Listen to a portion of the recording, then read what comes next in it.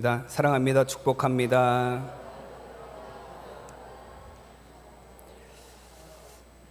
네, 감사합니다. 오늘 9월 둘째 주일 또 2부 예배 우리 참여하신 우리 성도님들 가운데 하나님이 주시는 은혜가 충만하시기를 바랍니다. 오늘 예배 시간에는 저희가 디모데후서 2장 20절에서 26절까지 말씀을 함께 봉독했습니다. 말씀의 제목은 깨끗한 그릇입니다. 우리 다 함께 제목을 따라 하시겠습니다. 깨끗한 그릇. 아멘.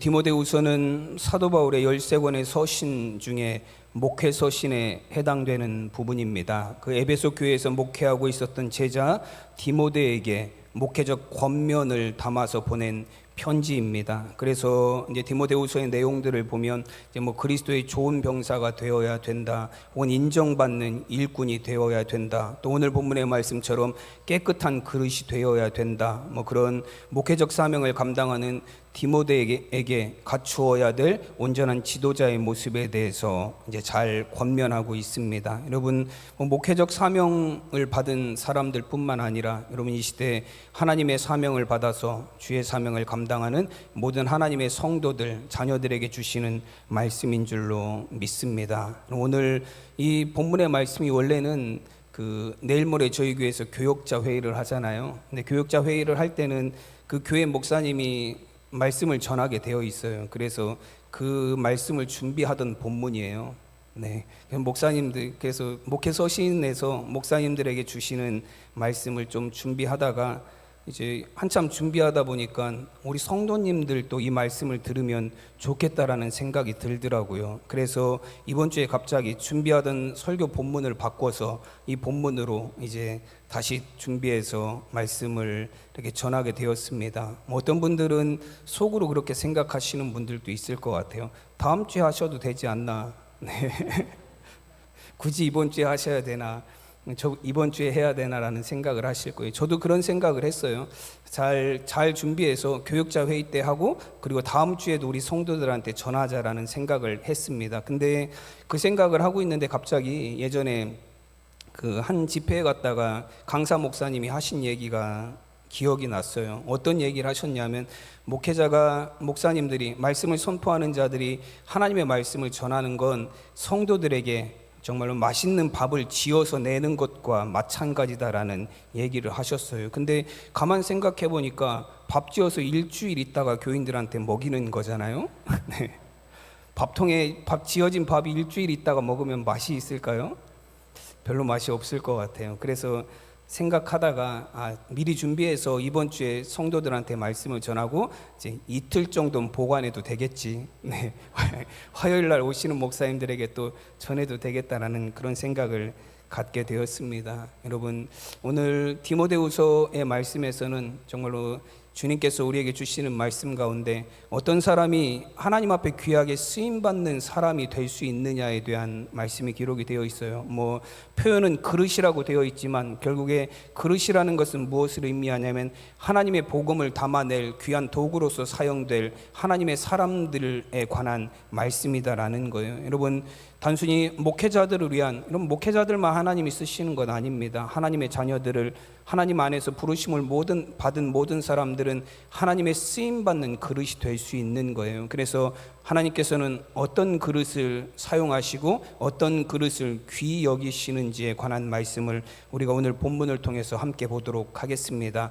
오늘 본문에 보면 여러 가지 그릇이 나와요. 금그릇도 나오고 가장 우리가 보기에 좀 안 좋은 그릇은 질그릇까지도 나옵니다. 오늘 20절 말씀에 보면 이렇게 말씀합니다. 큰 집에는 금그릇과 은그릇뿐 아니라 나무그릇과 질그릇도 있어 귀하게 쓰는 것도 있고 천하게 쓰는 것도 있나니 라고 말씀합니다. 여러분, 20절 말씀을 우리가 자세히 보면 여러분, 어떤 그릇이 귀하게 쓰는 그릇이고 어떤 그릇이 천하게 쓰는 그릇일까요?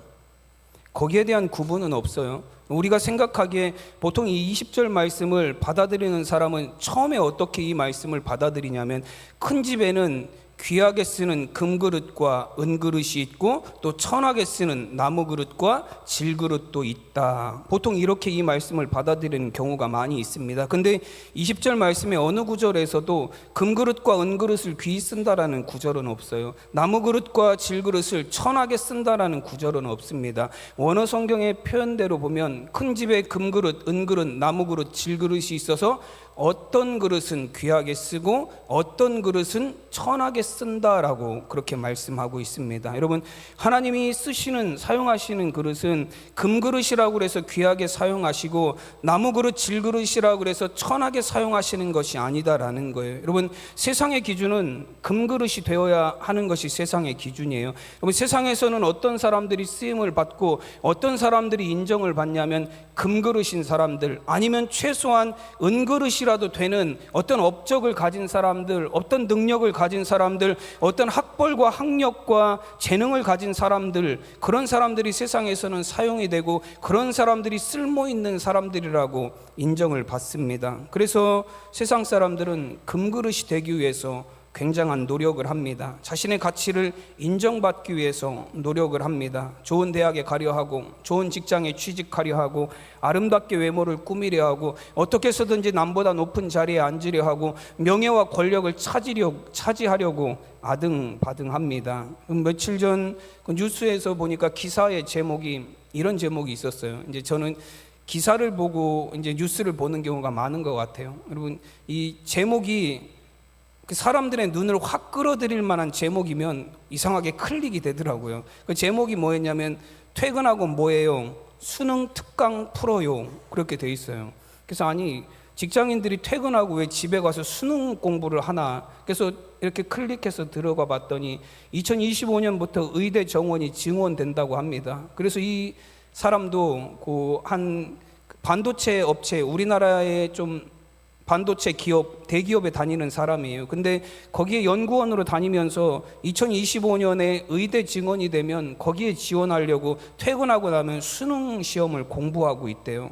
의사가 되기를 원하는 거예요. 왜 의사가 되기를 원할까요? 사람의 생명을 살리는 귀한 사명을 감당하기 위해서 그런가요? 그렇지 않아요. 돈 많이 벌려고 그러는 거죠.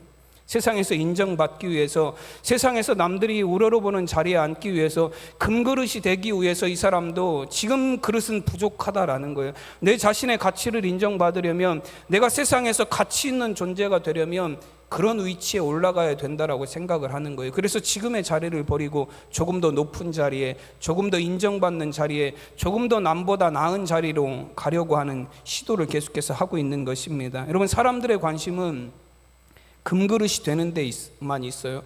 금그릇과 은그릇이 되는 데 사람들의 목표를 갖고 있습니다. 여러분, 그러나 오늘 말씀에서도 보듯이 하나님이 귀히 쓰시는 그릇은 금그릇이나 은그릇이 아니에요. 여러분, 금그릇이나 은그릇이라서 하나님이 귀히 사용하시는 것이 아니다라고 분명히 이야기하십니다. 나무그릇이나 질그릇이라 할지라도 어떤 그릇은 하나님이 귀하게 사용하신다라고 말씀합니다. 여러분, 하나님께서 모세를 이스라엘 백성들을 애굽에서 인도해낼 지도자로 부르실 때에 여러분, 모세는 계속해서 거절했어요. 여러분, 모세가 거절하는 이유가 뭐였죠? 하나님이 계속해서 불러도 거절하는 이유가 뭐예요?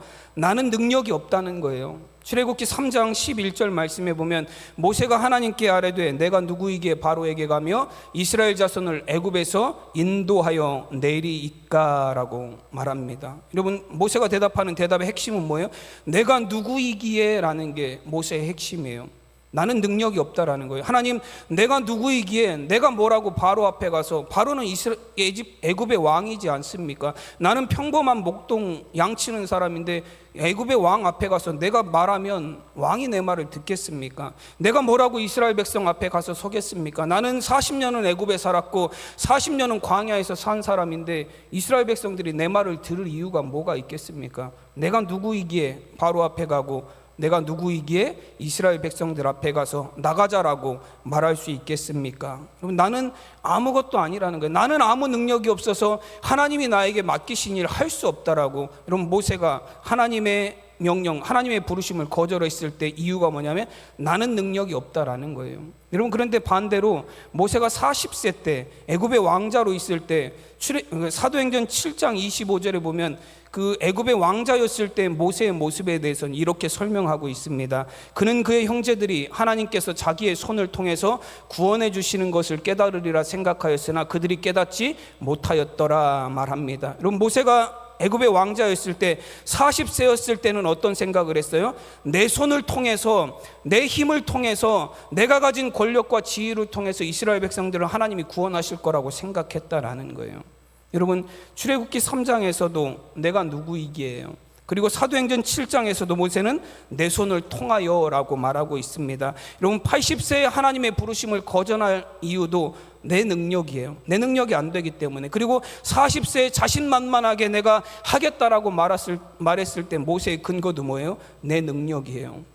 내가 금그릇이니까 감당할 수 있을 것 아닙니까? 내가 애굽의 왕자이고 내가 이런 권력과 지위를 가졌으니 할 수 있을 것 아닙니까? 라고 모세는 생각했습니다. 근데 여러분, 80세의 모세, 40세의 모세, 금그릇이었던 40세의 모세를 통해서 하나님이 이스라엘의 구원을 이루신 것이 아니라 80세였던 질그릇이었던 모세를 통해서 하나님께서 이스라엘을 구원하는, 애굽에서 건져내는 사명을 감당하는 사람이 되게 하셨습니다. 여러분, 우리는 내가 어떤 그릇이 될 것이냐에 대해 집중을 해요. 내가 어떤 능력을 가지고 있느냐, 내가 하나님이 사용하실 만한 어떤 재능을 가지고 있느냐, 내가 어떤 그릇이 되고 어떤 가치를 가진 존재가 될 것이냐에 집중하면서 살아갑니다. 그런데 여러분, 하나님은 우리의 능력에 집중하시지 않아요. 여러분, 하나님이 우리에게 원하시는 것은 우리가 능력을 갖추고 금그릇이 되고 세상에서 그럴 만한 위치를 갖는 것을 원하시는 것이 아닙니다. 여러분, 금그릇, 질그릇의 문제가 아니에요. 하나님의 일을 감당하는 사람들은 하나님의 손에 붙들린 사람들이 하나님의 일을 감당합니다. 그럼 누가복음 3장 1절과 2절 말씀에 보면 이런 말씀이 있어요. 디베리오 황제가 통치한 지 15해 본디오 빌라도가 유대 총독으로, 헤롯이 갈릴리의 분봉왕으로, 그 동생 빌립이 이두레와 드라고니 지방의 분봉왕으로, 루사니아가 아빌레네의 분봉왕으로, 안나스와 가야바가 대제사장으로 있을 때에 하나님의 말씀이 빈들에서 사가랴의 아들 요한에게 임한지라 말씀합니다. 여러분, 이 누가복음 3장 1절 2절에는 금그릇들이 대거 등장을 합니다. 당시 로마의 황제였던 디베로 황제, 그리고 로마로부터 파송받은 유대 총독이었던 본디오 빌라도, 그리고 이 이스라엘 지역을 다스리던 분봉 왕들 헤롯과 빌립과 그 다음에 그 동생 루사니아, 여러분, 수많은 금그릇들, 그리고 대제사장이었던 안나스와 가야바가 이 말씀에 등장을 합니다. 여러분, 그런데 하나님의 말씀이 이들에게 임한 게 아니에요. 황제에게 임한 것이 아니라, 총독에게 임한 것이 아니라, 여러분, 분봉왕들에게 임한 것이 아니라, 심지어는 대제사장들에게도 임한 것이 아니라 하나님의 말씀이 광야에 있었던, 빈들에 있었던 요한에게 임하였다라고 말씀합니다. 여러분, 금그릇들에 비하면 아무것도 아닌 존재예요. 광야에서 하나님의 말씀을 전하던 자, 광야에서 회개의 세례를 전파하던 그 세례 요한에게 하나님의 말씀이 임하였고, 그 세례 요한을 통해서 예수님이 오실 길을 예비하는 자의 사명을 감당하게 하신 줄로 믿습니다. 여러분, 하나님이 사용하시는 그릇, 하나님이 쓰시는 그릇은 금그릇이나 은그릇이 아닙니다. 능력 있는 그릇이나 가치 있는 그릇이 아니에요. 질그릇이라 할지라도, 나무 그릇이라 할지라도 하나님은 하나님의 조건에 맞기만 하면 그 그릇을 사용하십니다. 여러분, 하나님이 쓰시는 그릇은 그럼 어떤 그릇을 하나님이 사용하실까요? 금그릇도 아니고 은그릇도 아니면 도대체 하나님은 어떤 그릇을 사용하기를 원하시나요? 다이아몬드 그릇인가요?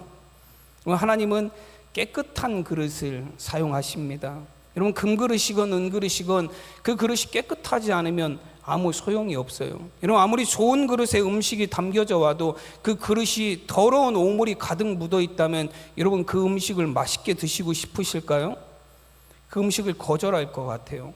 아무리 맛있는 음식이, 아무리 좋은 요리가 거기에 담겨져 있어도 그릇이 더러우면 그 음식을 더럽지 않다라고 생각할 수가 없어요. 오늘 21절에서 이렇게 말씀합니다. 그러므로 누구든지 이런 것에서 자기를 깨끗하게 하면 귀히 쓰는 그릇이 되어 거룩하고 주인의 쓰심에 합당하며 모든 선한 일에 준비함이 되리라 말씀합니다. 여러분, 깨끗한 그릇이에요.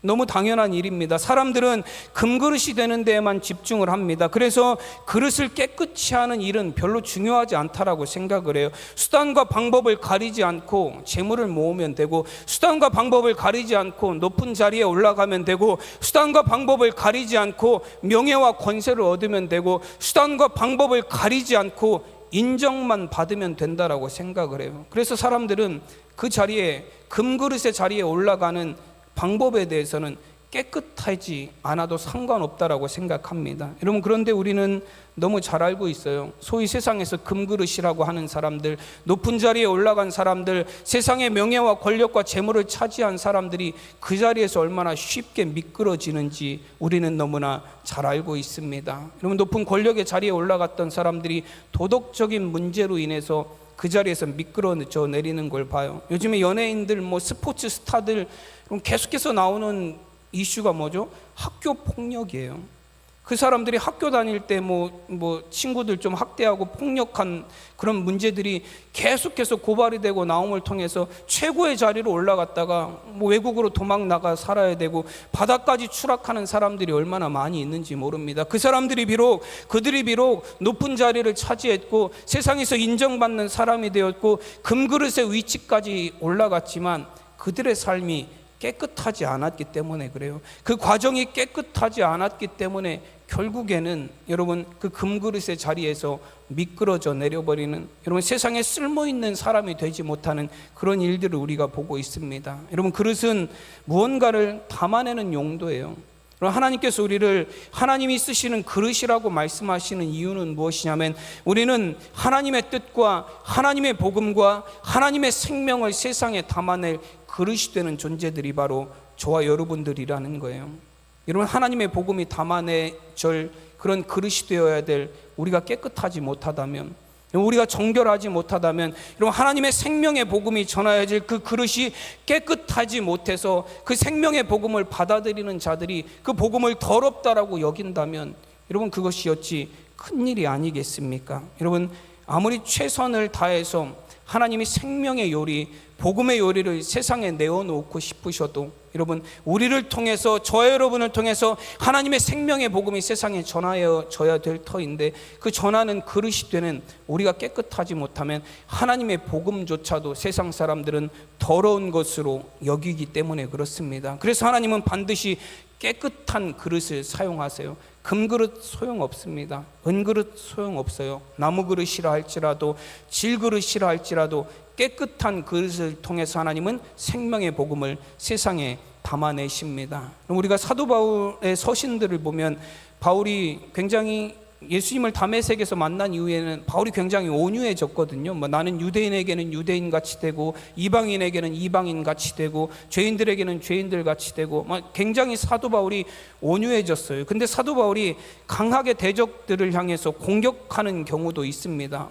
이제 우리가 사도 바울의 서신들을 보면 거짓 사도들을 향해서 그 사단의 어떤 회를 둘러쓴 거짓된 사람들이라고, 사단인데 마치 광명의 천사처럼 꾸미고 다가온 사람들이라고 강하게 막 공격하는 경우들이 많이 있어요. 사도 바울이 어떤 때 강하게 공격을 하냐면, 자신의 사도성을 의심하고 공격하는 자들에 대해서는 사도 바울이 강력하게 대적합니다. 왜냐하면 사도 바울의 사도성을 부정한다라는 걸 뭘 의미하기 때문에 그래요? 자신이 낮아지는 건 상관없어요. 자신이 고난당하는 건 상관없습니다. 근데 사도 바울의 사도성을 부정하는 공격을 당하게 되면 바울이 전하는 복음마저도 어떻게 되는 거예요?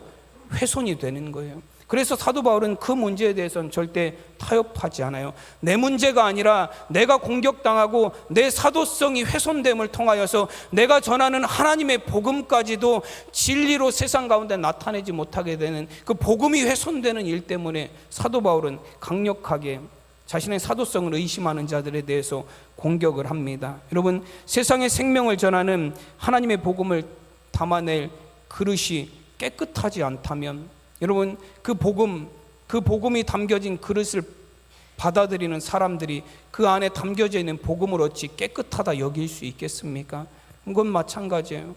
깨끗하지 않은 그릇에 아무리 아름다운 음식, 아무리 맛있는 음식이 담겨져 있어도 우리는 그 음식을 깨끗하다라고 말하지 않는 것처럼 하나님의 복음을 담아낼 이 시대 하나님의 백성들이 깨끗한 그릇이 되지 않으면 우리를 통해서 세상에 전해야 될 하나님의 복음을 받아들이는 자들이 그 복음을 온전히 받아들일 수 없기 때문에 그렇습니다. 그래서 우리는 깨끗한 그릇으로 준비가 되어야 됩니다. 여러분, 우리가 금그릇이 되는데 열중할 것이 아니라, 은그릇이 되는데 열중할 것이 아니라, 여러분, 우리의 삶을 통해서 하나님이 사용하시는 그릇이 되는 일에 우리가 집중하려면 깨끗한 그릇을 만들 수 있는 우리 성도님들이 되시기를 바랍니다.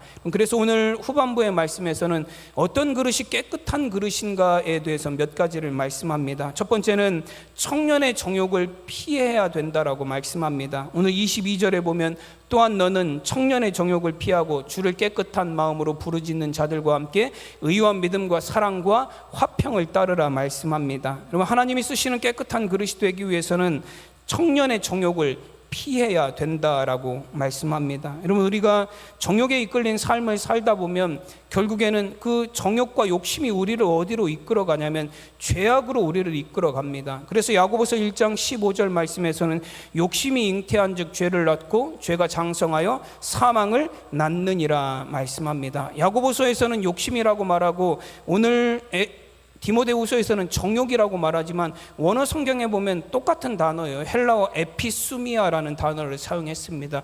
욕심과 정욕이 결국에는 우리를 어디로 이끌어가냐면 죄악으로 이끌어간다라는 것입니다. 여러분, 재물에 대한 욕심을 참지 못해서 사람들이 거짓말을 하고 남을 속이고 남의 것을 빼앗는 죄를 범하는 것 아닙니까? 여러분, 성적인 욕망을 참지 못해서 간음하고 강간하고 여러분 성폭력을 행하는 것이 아닙니까? 여러분, 권력에 대한 욕심을 참지 못해서 뇌물을 주고 뇌물을 받고 죄를 범하는 것 아니겠습니까? 우리 안에 있는 모든 죄악들의 근원을 찾아가 보면 그 근원의 바닥에는 항상 무엇이 있냐면 욕심이 있어요.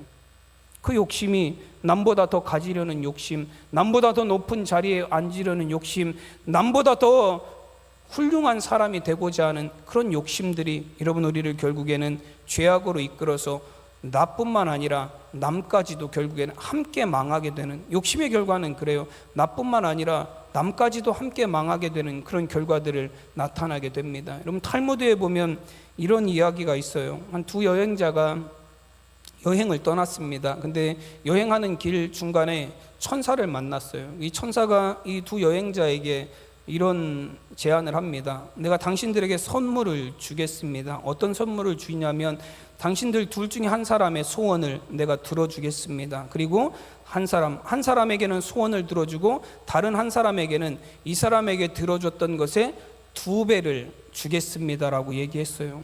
그리고 나서 이 천사가 결정은 당신들이 하십시오. 당신들이 상의를 해서 누가 소원을 말하든 소원을 말하면 그 사람의 소원을 들어주고 소원을 말하지 않은 사람은 이 사람에게 들어준 것의 2배를 주겠습니다라고 말한 거예요.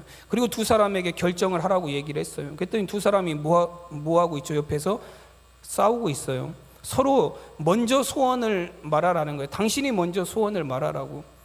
그 싸움이 계속해서 길어졌어요. 나중에는 싸움이 심해져서 서로 욕설을 퍼붓고 주먹 다툼이 갈 정도까지 싸움이 됐습니다. 근데 천사가 지켜보고 있다가 이제 제한 시간을 뒀어요. 무작정 기다릴 수는 없잖아요. 오늘 밤까지만 제가 기다리겠습니다. 그 안에 두 분이서 해결을 보십시오. 근데 결국에 해결이 안 됐어요. 밤이 다 끝나가는 시점에 둘이 한참을 싸우던 한 사람이 화가 나서 소리를 질렀어요. 내가 소원을 말하겠다고. 내 소원은 내 눈 한쪽을 빼주는 게 내 소원이라고. 네. 이 사람은 그래서 천사가 소원을 들어줘서 한쪽 눈을 뺐어요. 그리고 저 사람은 어떻게 됐죠? 양쪽 눈이 다 빠진 거죠. 2배로 들어주기로 했으니까 2배로 들어주면 양쪽 눈이잖아요. 여러분, 둘 다 잘 될 수 있었어요. 그렇죠? 둘 다 행복할 수 있었습니다. 둘 다 좋은 걸 가질 수 있었어요. 둘 다 소원을 이룰 수 있는 기회였어요. 근데 여러분, 서로 남보다 더 가지려는 욕심으로 인해서 자신뿐만 아니라 상대방까지도 결국에는 멸망하게 되는 원인을 만들게 됩니다. 여러분, 이것이 욕심이 결국에 이루어내는 결과예요. 우리의 욕심이 죄를 우리로 하여금 죄의 길로 가게 만들고 결국 죄에 빠진 우리의 삶은 사망에 이르게 되는, 죽음에 이르게 되는, 멸망에 이르게 되는 결과를 맞게 됩니다. 여러분, 그래서 하나님께서는 하나님의 귀한 도구가 되려면 욕심에 사로잡힌 자가 되어서는 안 된다라고 말합니다. 욕심을 통해서 죄가 들어오기 때문에 욕심에 사로잡힌 자가 아니라 욕심을 절제할 줄 아는 자가 하나님이 쓰실 만한 깨끗한 그릇이다라고 말씀합니다. 여러분, 정욕이라는 단어가 아까 헬라어로 에피수미아라고 말씀을 드렸어요. 이제 에피라는 단어는 전치사예요. 근데 집중하다라는 의미를 갖고 있어요. 수미아는 서메오라 그래서 열정, 욕망 그런 뜻을 갖고 있어요. 즉 에피수미아, 욕심이라는 건 우리가 간절히 원하는 것에 집중하는 삶을 사는 거예요. 그거 외에는 안 보이는 거예요. 왜 여러분, 사람들이 그 욕망이 심해지게 되면 왜 뻔한 일인데도 죄를 범하게 되는, 남들이 보기에는 이해를 못할 수도 있어요. 저건 분명히 해서는 안 되는 일인데 저 사람이 그걸 뻔히 행하고 있어요. 그런 사람들은 왜 그런 일을 행하냐면 욕심이 주변을 돌아보지 못하게 만들기 때문에 그래요. 내 욕심에만 집중하다 보니까 주변에 어떤 일이 일어나는지는 몰라요. 예전에 중국에서 일어났던 일이 신문 기사에 난 적이 있어요. 한 대낮에 번화가에서 어떤 사람이 번화가 안에 있는 금은방에 들어가서, 금은방에도 사람들이 잔뜩 있는데 가서 막 보석을 막 훔치기 시작했어요. 사람들이 처음에는 깜짝 놀랐어요. 이게 저 사람이 무슨 드라마를 찍나? 깜짝 놀라서 아무도 그 사람을 제지하지 못했어요. 근데 그게 계속되니까 나중엔 결국엔 잡았어요. 잡고 나서 경찰이 물어보니까 당신 지금 무슨 짓을 한 거냐고. 아니, 대낮에 사람들이 이렇게 많은데 왜 금은방에 가서 그렇게 보석들을 훔쳤냐 그랬더니 자기는 아무도 못 봤대요. 자기 눈에는 오직 보석만 보였다 그래요. 이런 말도 안 되는 일이 일어나요. 왜 일어나죠? 우리가 욕심에만, 내가 간절히 원하는 것만 집중하고 있기 때문에 그래요. 그 욕심을 타고 죄악이 우리 안에 들어옵니다. 우리가 욕심에 집중해 살게 되면, 내가 간절히 원하는 것들에 집중해 살게 되면 하나님이 보이지 않게 돼요.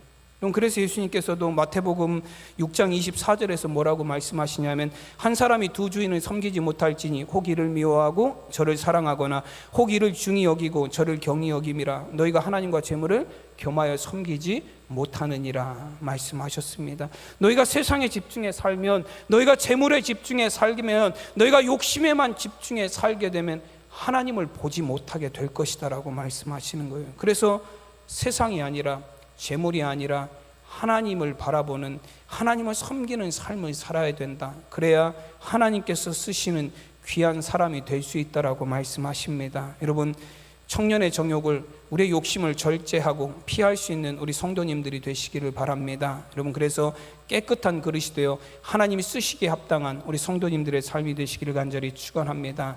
두 번째로 깨끗한 그릇이 되기 위해서는 다투지 않는다라고 말씀하세요. 24절 말씀해 보면, 주의 종은 마땅히 다투지 아니하고 모든 사람에 대하여 온유하며 가르치기를 잘하며 참으며 라고 말씀합니다. 여러분, 하나님의 종은 다투지 않는다라고 말씀합니다.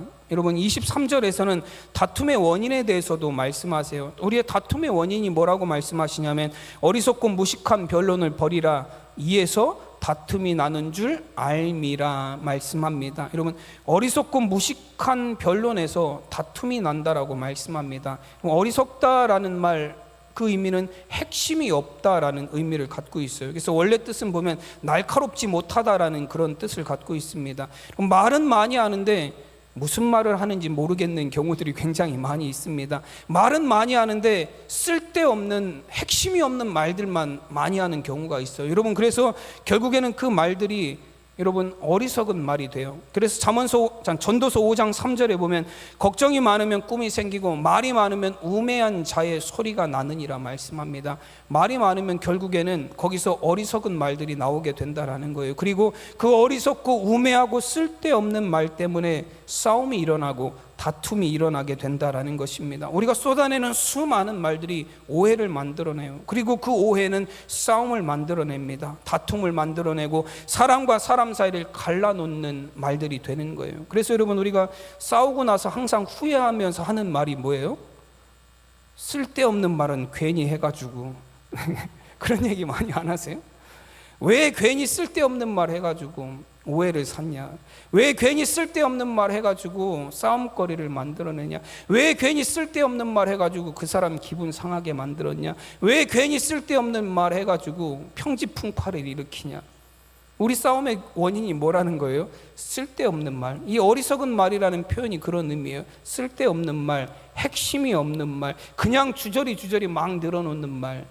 그런 말들 때문에 얼마나 많은 사람들이 상처를 받고 거기서 다툼이 일어나고 싸움이 일어나는지 모릅니다. 여러분, 하나님이 사용하시는 귀한 그릇이 되기 위해서는 이런 어리석은 말, 쓸데없는 말들을 통한 다툼이 없어야 돼요. 그리고 두 번째는 뭐라고 말씀하시냐면 무식한 변론이다라고 그렇게 말씀합니다. 이 무식한 변론이라고 말할 때 변론이라는 뜻이 질문이라는 의미를 갖고 있어요. 그래서 영어 성경에 보면 questioning 뭐 그런 표현을 사용하고 있습니다. 무식한 질문이라는 거예요. 이 무식한 질문은 어떤 질문이 무식한 질문이죠? 답이 없는 질문이에요. 답할 수 없는 질문들을 주는 경우들이 굉장히 많이 있습니다. 답할 수 없는 질문, 대답할 수 없는 질문. 여러분, 예수님을 대적하던 자들이, 바리새인들이나 서기관들이 예수님 앞에 나와서 계속해서 질문을 던지잖아요. 그 사람들이 하는 질문이 어떤 질문이에요? 무식한 질문이에요. 예수님이 대답할 수 없게 만들려는, 예수님을 곤란하게 만들려는 질문이에요. 그래서 예수님과 뭐 하기를 원한 거예요? 이 사람들은 싸워서 자신들이 이기기를 원하는 그런 질문들이에요. 여러분, 우리가 시비 거는 질문들, 무식한 질문들, 답할 수 없는 질문들을 가지고 싸움을 겨는 경우들이 얼마나 많은지 몰라요. 여러분, 그래서 이 무식한 질문, 무식한 변론이라는, 무식한이라는 표현이 영어 성경에 보면 ignorant라고 되어 있습니다. 무식하고 무지하다라는 뜻이에요. 근데 이 ignorant라는 단어가 ignore라는 동사가 있거든요. 그 단어는 무시하다라는 의미를 갖고 있어요. 상대방을 무시한다라는 거예요. 그럼 무식하다라는 게 많이 배우지 못해서 무식한 게 아니에요. 지식이 없어서 무식한 것이 아닙니다. 책을 많이 읽지 못해서 무식한 게 아니에요. 여러분, 남을 배려할 줄 모르고 나와 대화하는 사람을 무시하면서 대화하는 사람, 막말을 막 던지는 사람이 진짜 무식한 사람이에요. 요즘에 그 선생님들 교권에 관한 얘기들이 굉장히 많이 나오잖아요. 학부형들이 선생님들을 향해서 마구 던지는 말들, 그거 보면서 참 깜짝 놀랄 때가 많이 있어요. 어떤 학부형, 8월 달인가 그 기사에 났던 것 중에 하나인데요. 어떤 학부형은 그 공립유치원에 다니는 학부형이 그 담임 선생님, 자기 아이 선생님한테 했던 얘기예요. 이런 얘기를 했더라고요. 당신 어디까지 배웠어? 네. 이 사람 많이 배웠나 봐요. 나는 카이스트 경영대학원 나와서 MBA까지 마친 사람이야. 카이스트 나온 학부형들이 문제겠어? 당신 계속 이딴 식으로 해도 되는 거야 정말? 네. 이 학부형이, 잠깐만, 학부형이 한 얘기가 아니라 맞죠. 학부형이 그 아이의 선생님한테 한 얘기예요. 나 카이스트 나오고 MBA까지 나왔는데 내가 문제가 있겠냐라는 거예요. 당신이 무식하니 당신이 문제가 있는 거 아니냐, 그런 얘기 아닙니까? 그리고 나서 나중에는 요 담임 선생님이 그 학부형한테 이 아이가 이제 뭐 방과 후 수업을 이제 뭐 다른 거 하느라고 빠지게 됐나 봐요. 그래서 선생님이 방과 후 수업에 아이가 빠지면 무슨 학비 지원금을 받을 수가 없습니다. 뭐 그런 얘기를 했더니 이 학부형이 나중에는 협박을 하더래요. 당신 우리 아이 때렸지, 나 고소한다고, 거짓말로 그런 협박까지 했다 그래요. 그걸 보면서 참, 카이스트 나와도 무식할 수가 있구나. 여기 카이스트 나오신 분 없으시죠? 네. 그럼 무식하다라는 게 많이 배우지 못해서 무식한 게 아니에요. 많이 배웠음에도 불구하고 무식한 사람들이 있어요. 상대방을 배려하지 못하고, 여러분, 무시하는 말들을 마구 쏟아내면 그 사람이 바로 무식한 사람이에요. 여러분, 고린도전서 13장 1절에서 보시면 내가 사람의 방언과 천사의 말을 할지라도 사랑이 없으면 소리나는 구리와 울리는 꽹과리가 된다라고 말씀합니다. 여러분, 아무리 유식한 말을 해도, 아무리 천사의 말을 한다 할지라도 그 사람을 사랑하는 마음이 없으면, 배려하는 마음이 없으면, 무시하고 무식한 말을 던지면 그 말들은 정말로 무식한 말들이 되고 사람을 죽이는 말들이 되는 거예요. 여러분, 예수님께서도 마태복음 15장 18절에 보면 입에서 나오는 것들이 그 사람을 더럽게 한다라고 말씀하셨어요. 입으로 들어가는 게 아니라 입에서 나오는 것들이 그 사람을 더럽게 한다라고, 더러운 것들이 그 입을 통해서 나온다라고 말씀합니다. 여러분, 우리가 무식한 말들로, 어리석은 말들로 다툼과 싸움을 일으키는 우리의 삶이, 여러분, 우리의 속이 어찌 깨끗하다라고 말할 수 있겠습니까? 여러분, 하나님은 그런 더러운 그릇들을 사용하지 않아요. 하나님은 깨끗한 입술로, 여러분, 깨끗한 말들로 사람을 살리는 그런 깨끗한 그릇들을 사용하시는 하나님이신 줄로 믿습니다. 여러분, 저와 여러분이 정말 하나님 사용하시기에 깨끗한 그릇이 될 수 있기를 바랍니다. 마지막으로 하나님이 쓰시는 깨끗한 그릇이 된다라는 것은 온유와 참음으로 가르치는 사람이 되는 것입니다. 오늘 24절에서 26절까지 말씀해 보면 주의 종은 마땅히 다투지 아니하고 모든 사람에 대하여 온유하며 가르치기를 잘하며 참으며 거역하는 자를 온유함으로 훈계할지니 혹 하나님이 그들에게 회개함을 주사 진리를 알게 하실까 하며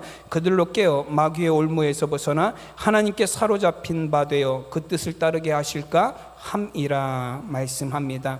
여러분, 주님이 쓰시는 깨끗한 그릇은 온유한 마음으로 또 인내와 참음을 통해서 잘못된 자들을 가르쳐서 다시 하나님께로 돌아오게 만드는 사람이다라고 말씀합니다. 여러분, 가르치는 거 잘해야 돼요.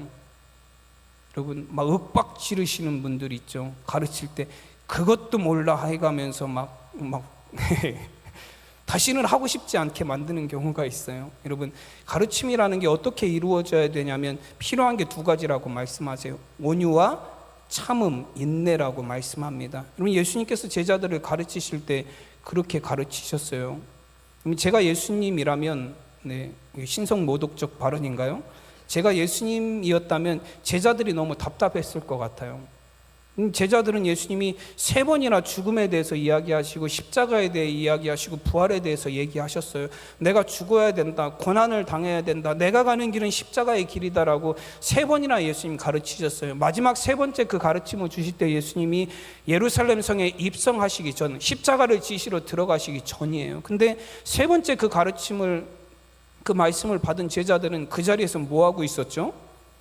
서로 막 싸우고 있었어요. 누가 예수님의 오른편에 앉을 거냐? 예수님이 세상의 왕이 되시면 누가 예수님의 오른편에 앉고 예수님의 왼편에 앉을 것이냐? 그 문제로 제자들이 서로 다투고 싸우고 있었습니다. 제가 예수님이라면 답답했을 것 같아요. 방금 내가 말하지 않았냐? 내 길은 십자가의 길이고 고난의 길인데 너희는 뭐 거기서 왼편 오른편 영의정 좌의정 하면서 싸움하고 있으니 예수님이 얼마나 답답하셨겠습니까? 근데 여러분, 예수님은 마지막까지 그 제자들을 온유함으로 참음으로 가르치셨습니다. 요한복음 13장 1절에 보면 예수님이 십자가에서 죽으시기 마지막 날 밤이에요. 거기서 예수님이 제자들을 어떻게 대하셨는지에 이렇게 말씀합니다. 유월절 전에 예수께서 자기가 세상을 떠나 아버지께로 돌아가실 때가 이른 줄 아시고 세상에 있는 자기 사람들을 사랑하시되 끝까지 사랑하시니라. 예수님은 제자들을 끝까지 사랑하셨습니다. 끝까지 그들에게 사랑의 본을 보여주셨어요. 제자들의 발을 씻으시고 나서 예수님께서 제자들을 향해서 말씀하셨습니다. 내가 너희에게 행한 것 같이 너희도 행하게 하려 하여 본을 보였노라 말씀하셨습니다.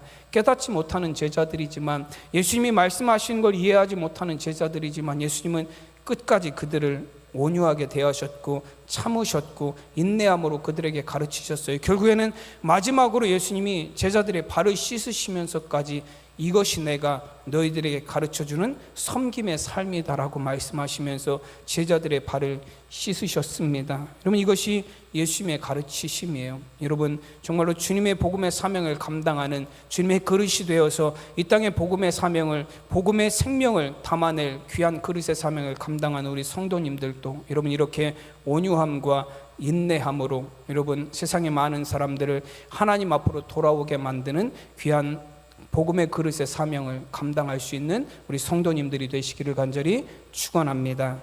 기도하겠습니다.